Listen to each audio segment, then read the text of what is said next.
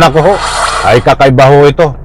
Bigla na namang natuklasan ng ating kasalukuyang Pangulong Bongbong Marcos ang masamang balak nitong si Digong na gagamit ng granada sa pagbubumba. Dahil tinitiyak ko na kompleto at wala pang napasabugan ng granada. Alright, welcome back to my YouTube channel. I'm Andy's Vlog.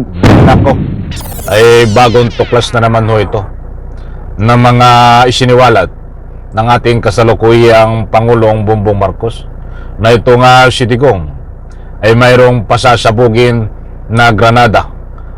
Mga kaibigan, bibigyan po natin ito ng linaw dahil mismo ho ang ating kagalang-galang kasalukuyang Pangulong Bongbong Marcos ang nagsiwalat na pasasabugin ng granada. Iyan ho ay pinatutungkulan itong dating Pangulo si Digong. Naku po, ay hindi naman po lingid sa inyong kalaman. Nung nakaraang araw ho, mga nakaraang araw ay isiniwalat din at natuklasan na itong si Digong ay mayroon pong 15 senador na pinagtangkaan, binalak para paslangin at nang sa ganun maagaw ang kapangyarihan ng Senado. Masulo nila yung mga lahat ng hindi kakamping senador ay gusto pong paslangin sa pamagitan ng sinabi ho nitong si Digong. But kasunod ho niyan ay muling isiniwalat ng ating kagalang-galang Pangulong Bongbong Marcos ang kanyang kasabay din ng pagtuklas na itong si Digong ay gagamit ng granada na pampasabog ay talagang para sa bayan.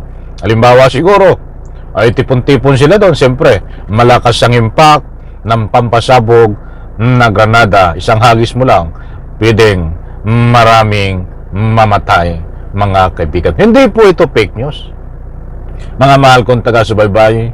Kaya kapag mayroon po kayong pagkakataon, inaanyayaan ko po kayong panoorin hanggang dulo ang vlog na ito, sapagkat naku po, napakarami nyo pong matutuklasan na ito po ay mayroon tayong batayan na mismong galing na isiniwalat na mainitinit pa ng ating mahal na Pangulo Bongbong Marcos na ito nga ang tatalakayin natin.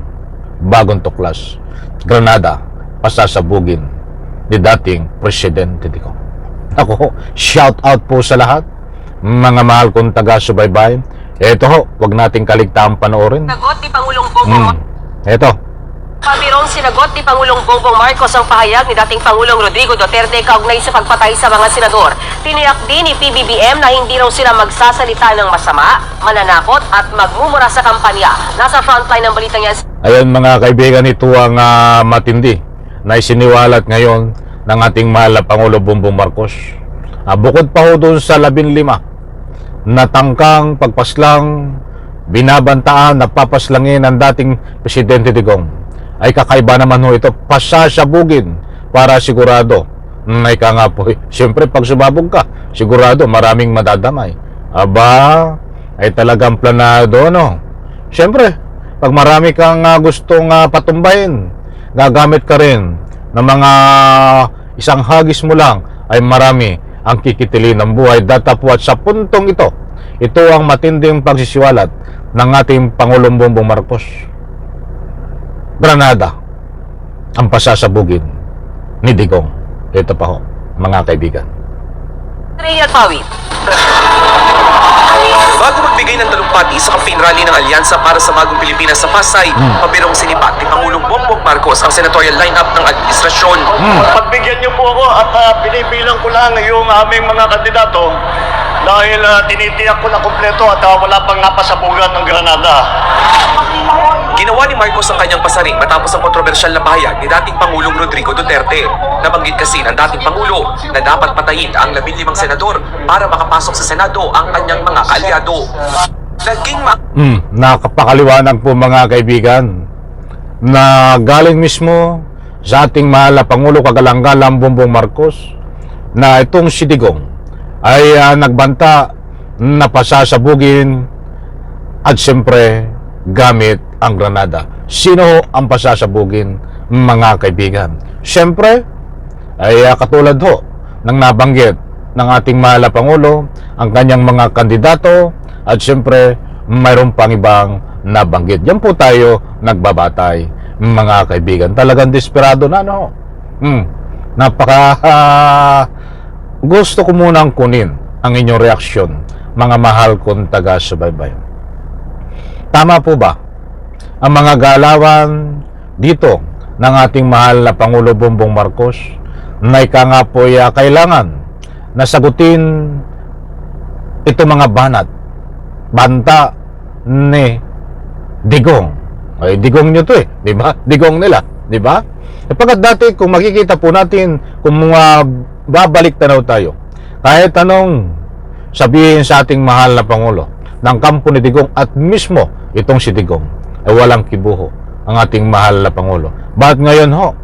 Walang pakundangan, dire-diretso na itong ating Pangulong Bongbong Marcos ay binabanatan itong si Digong. Dapat lang ho, di ba? Para sa akin dapat lang ho yan. Dahil ang hinahanap po ng taong bayan ay magpakita ka rin ho, kagalang-galang Pangulong Bongbong Marcos, na ika nga po'y tapang, hindi lang po sa gawa, bagkus sa iyo rin pagkatao na lumalabas sa iyong bunganga. Dapat mayroong ka rin pong tapang. Yan po ay taong bayan ang nagre-request sa iyo. Pipera ang tagasunod ni Digong, mga kaibigan.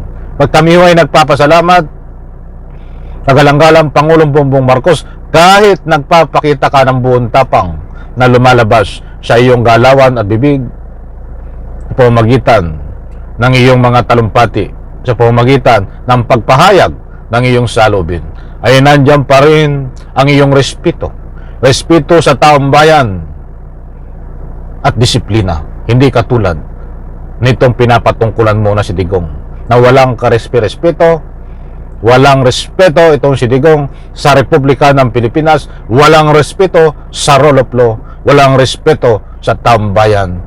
Yan ang nakikita nating galawan ni Digong. Nako, eto pa. Shoutout po.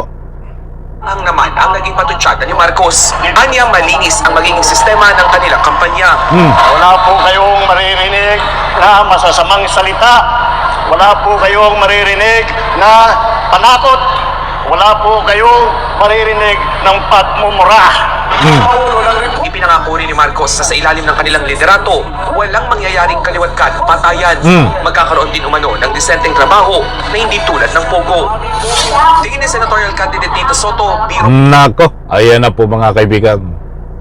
Medyo mahaba ho yan, kaya binigyan lang po natin ng highlight at pinarinig ko po sa inyo, pinanood itong very important na pahayag po ng ating Pangulong Bongbong Marcos. Nako ho, ay kakaiba ho ito.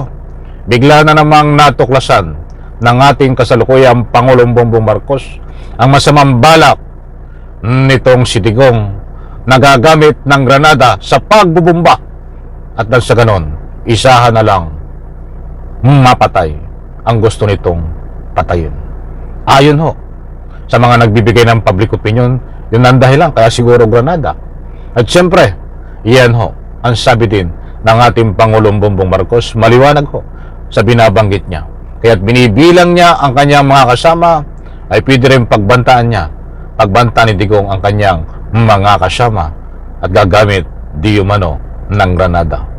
Mga kaibigan, hindi po tayo nagpapakalat ng fake news. Mayroon po tayong batayan, mga kaibigan. Gusto ko lang pong iparating, mga mahal kong taga-subaybay, counting padaan lang ho ito. Hindi porke ho ay pinagtatanggol natin ang ating mahal na Pangulo, kagalang-galang Bongbong Marcos, ay pumapanig na po tayo dito sa kanyang mga dinadalang mga kandidato. Gusto ko munang hingi ng inyong panig, counting survey lang ho, survey. Sino ang gusto nyong iboto dito po sa mga kandidato ng administrasyon? Dahil dyan ho, gusto ko pong ipaalam sa inyo at ipaunawa, hindi po lahat ng kandidato ni President Bongbong Marcos sa kanyang administrasyon ay maaasahan ng taong bayan. Pangitan na ho dyan, mayroon po diyang ginagamit lang ang administrasyon dahil panahon ng eleksyon. Mayroon po diyang manggagamit. Mayroon diyang bata ni Kibuloy, mayroon diyang ika nga po'y balimbing. Kaya kung sino man ho ang mga nabanggit kong yan, tulungan niyo po ako. Pwede po kayo mag-comment diyan sa comment section. I-comment nyo ang mga pangalan nila ng mga balimbing. Yan po ay complete details, ibabagi ko po sa inyo susunod nating mga vlog. Maraming salamat, pagpalain po tayo lahat. Isang like ko sa video na ito. Bye-bye. Palapakan.